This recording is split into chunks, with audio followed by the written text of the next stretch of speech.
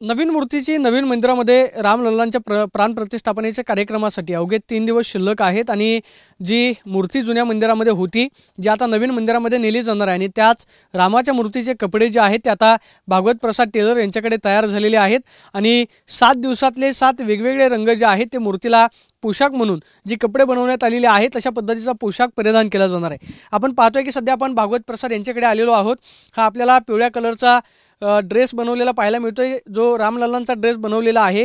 दुसऱ्या बाजूला आपण पाहतोय की हा लाल रंगाचा पाहायला मिळतोय, निळ्या रंगाचा आहे, हिरव्या रंगाचा आहे। त्याचबरोबर आपण पाहतोय की क्रीम कलर आपल्याला सफेद कलर पाहायला मिळतो आणि हा क्रीम कलरचे हे 7 कपडे जे आहेत ते या ठिकाणी बनवण्यात आलेले आहेत आणि आपण पाहतोय की जी मूर्ती आहे त्या मूर्तीला अशा पद्धतीचा पोशाख जो आहे तो घातला जाणार आहे।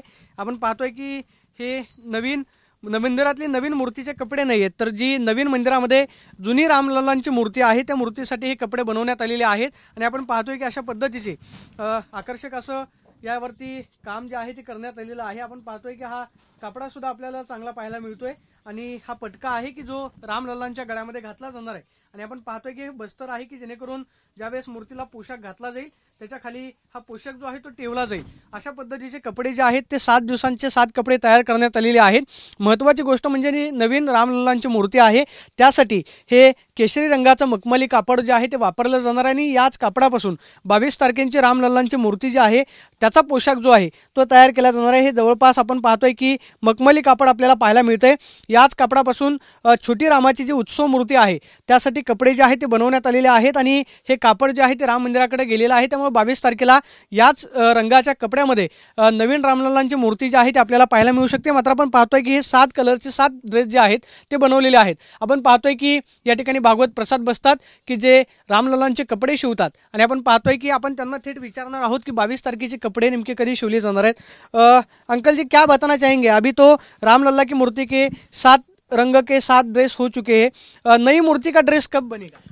ऐसा है, नई मूर्ति का अभी वहाँ से हमको हरी झंडी नहीं मिला है और हरी झंडी मिलते ही हम 7 दिन के 7 पोशाक भी बनाएंगे।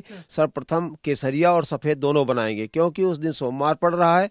सोमवार सफ़ेद भी पहना सकते हैं लेकिन ये प्राण प्रतिष्ठा उत्सव है तो पीला या केसरिया ही सर्वप्रिय है और सुंदर रंग है और अच्छा है, अच्छे ढंग से बनाए वही हमारे रामलल्ला धारण करेंगे। लेकिन जो आपने छोटे भगवान के लिए जो ड्रेस भेजा है उसका कलर कौन सा है? नहीं, छोटा कलर ये केसरिया कलर है और सफ़ेद कलर है। ये हम भेज चुके हैं, केसरिया कपड़ा भेज चुके हैं, महाराज ले गए हैं, जय जी को समर्पित कर चुके हैं और बड़े अभी नहीं बनाए हैं। जब तक राम मंदिर के ओर से ट्रस्ट की ओर से कहा नहीं जाता तब तक आप नहीं सिलाओगे? हाँ, नहीं, ट्रस्ट की ओर से जैसे हरी झंडी मिलेगी हम बना देंगे क्योंकि मेरा तो काम ही बना नाप जोक सब मालूम बना देंगे। ऐसी बात नहीं, नाप लिया है? हाँ, नाप आप सब आज के 2 महीना पहले नाप है, ये बात हो रहा है और जो मूर्ति हम लोग देखे भी हैं, ऐसी बात नहीं है लेकिन अब वहाँ से हरी झंडी मिलने पर ही हम कुछ कह सकते हैं क्यों हम लोग छोटे आदमी हैं, ठाकुर जी की सेवा करते हैं, भगवान की कृपा है जो विश्व में नाम उजागर है और रामलल्ला की सेवा आज से नहीं हम 4थी पीढ़ी से कर रहे हैं।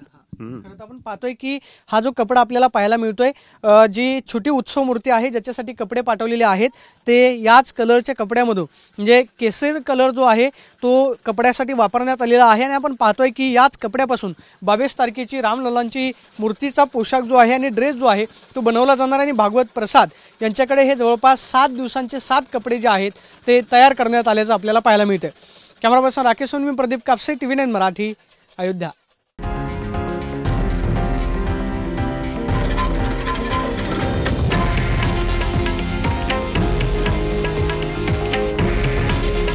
हे आहे देशातील नंबर 1 न्यूज नेटवर्क आणि आपण पाहत आहात TV9 मराठी। काळजी तुमची, हित महाराष्ट्राचं।